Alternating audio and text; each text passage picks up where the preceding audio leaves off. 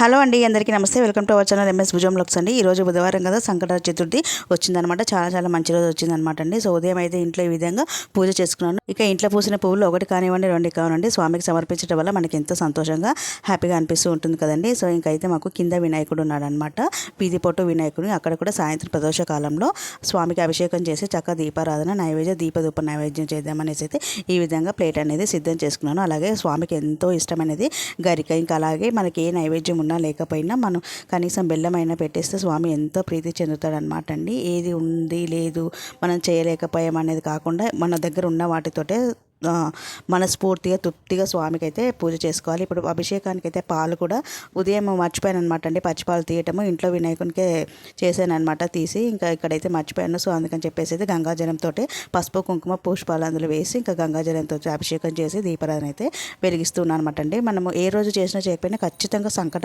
చతుర్థి రోజు అయితే ఇలా వీధి పొట్టు వినాయకుని కానుండి ఇంట్లో లేదా దేవాలయంలో వెళ్ళి ప్రత్యేకంగా దర్శించుకోవటం వల్ల మనకి చాలా మంచి జరుగుతుంది అనమాట. పిల్లలు చదివింది మర్చిపోతున్నారు, సరిగా ఎగ్జామ్లో అటెండ్ అవ్వలేకపోతున్నారు అంటే ప్రతి బుధవారము స్వామి గుడికి తీసుకువెళ్ళి 5 ప్రదర్శనలు చేయించి గుంజీలు అనేది తీపిస్తే స్వామికి గుంజీలు తీస్తే చాలా ఇష్టం కదండి. ఇంకో విషయం చెప్పడం మర్చిపోయానండి, సంక్రాంతి చతుర్థి రోజు స్వామికి దీపారాధన కొబ్బరి నూనెతో చేస్తే మనము అనుకున్న కోరికలు కానీ ఏదైనా పని మొదలు పెడితే త్వరగా అయినా నెరవేరుతాయి అనమాట అండి. ఇంకా అలాగే స్వామికి బెల్లంపై దీపారాధన చేయడం వల్ల కూడా మన కోరికలు త్వరగా నెరవేరుతాయి.